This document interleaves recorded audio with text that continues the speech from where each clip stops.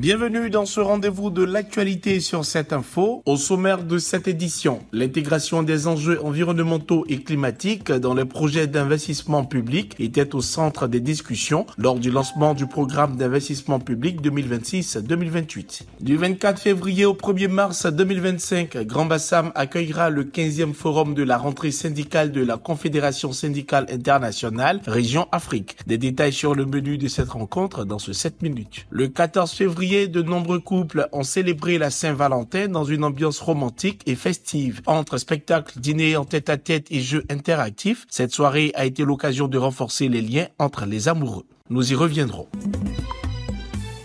Comment intégrer les enjeux climatiques et environnementaux dans les projets d'investissement public? C'est la question centrale qui a réuni experts, décideurs et partenaires techniques et financiers à l'occasion du lancement du programme d'investissement public 2026-2028. Cette année, les échanges ont porté sur la finance verte avec pour but d'intégrer les paramètres climatiques et environnementaux dans la gestion des projets d'investissement public. Donc, il faut retenir que aujourd'hui, la question climatique emporte essentiellement deux grands enjeux.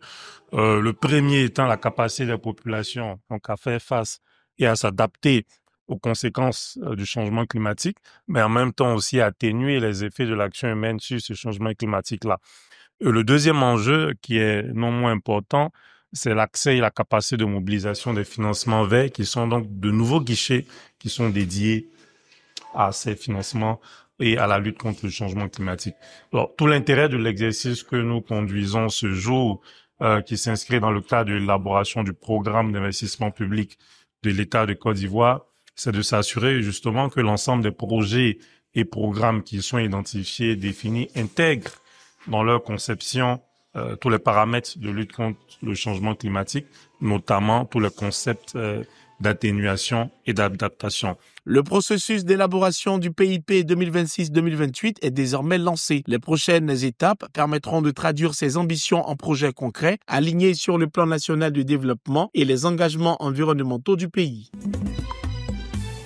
Le 15e forum de la rentrée syndicale de la Confédération syndicale internationale Région Afrique se tiendra du 24 février au 1er mars 2025 à Grand Bassam. Les échanges porteront sur l'employabilité, le salaire vital, la paix et la transformation économique pour la justice sociale en Afrique. Ce thème est à la fois porté pertinent, abordant trois piliers essentiels pour parvenir à la justice sociale et au développement économique en Afrique. La 15e édition du Forum de la rentrée syndicale de la CSI Afrique offrira aux dirigeants syndicaux une plateforme pour approfondir ces thèmes interconnectés en exploitant des stratégies visant à améliorer l'employabilité, à plaider en faveur des salaires décents et à stimuler la transformation économique de nos pays. Cette 15e édition réunira plus de 150 participants, dont des dirigeants de la CSI Afrique, des membres des comités élus, ainsi qu'une cinquantaine de dirigeants syndicaux venus d'Europe, d'Asie et des Amériques, des sessions d'échanges scientifiques, des partages d'expériences avec le gouvernement, le patronat, le BIT, les syndicalistes et les travailleurs, ainsi que des panels de haut niveau. Le secteur de l'urbanisme et du foncier en Côte d'Ivoire connaît des évolutions significatives visant à moderniser le cadre réglementaire et garantir un développement urbain durable. La direction régionale du ministère de la Construction, du Logement et de l'Urbanisme de San Pedro a organisé une conférence pour présenter les nouvelles réformes en urbanisme et en gestion foncière. Cette conférence a été organisée pour informer et sensibiliser les populations sur les différentes réformes du ministère de la Construction, du Logement et de l'Urbanisme en matière d'urbanisme et de domaine foncier urbain.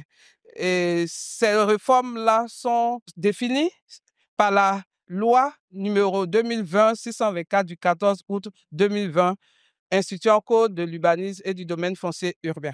L'événement a réuni autorités administratives et politiques, élus, chefs traditionnels, professionnels du foncier, organisations de la société civile, propriétaires fonciers et médias locaux. C'est aujourd'hui qu'on nous explique réellement ce que c'est que l'ADU.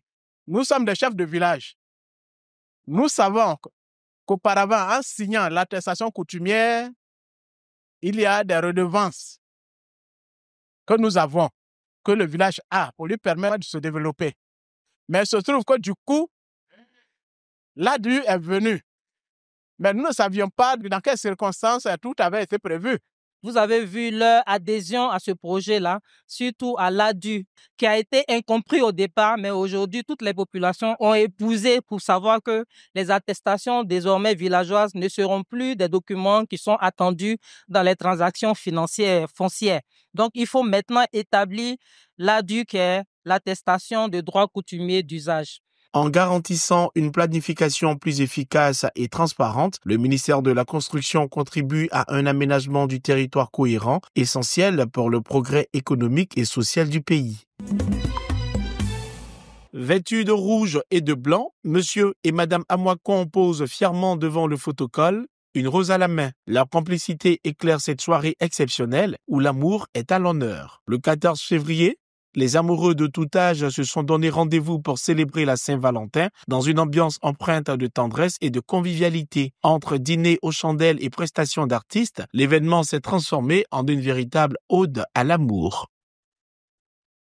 La vie de femme.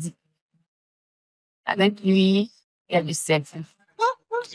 Avant elle, la vie n'avait pas de couleur. Oh, c'est beau l'amour. Les couples ont eu l'occasion de raviver la flamme à travers des jeux interactifs, notamment des questions-réponses, dévoilant les petits secrets de chacun. Un moment de partage et de complicité qui a renforcé les liens et laissé place à de doux éclats de rire. Donc c'est ensemble, on s'est réunis et puis on s'est dit pourquoi ne pas s'honorer mutuellement. Pourquoi ne pas parler d'amour en ce jour spécial? Et comme la Bible dit, il y a beaucoup de choses qui vont passer, mais l'amour ne passera jamais. Et donc, là où il y a l'argent, il y a l'amour. Là où il y a l'amour, il y a la joie. Dans cette atmosphère chaleureuse, la romance était au rendez-vous, prouvant que l'amour se nourrit d'instants précieux et de gestes sincères. C'est la fin de ce 7 minutes. Merci de l'avoir suivi. Restez sur cette info. Les programmes se poursuivent.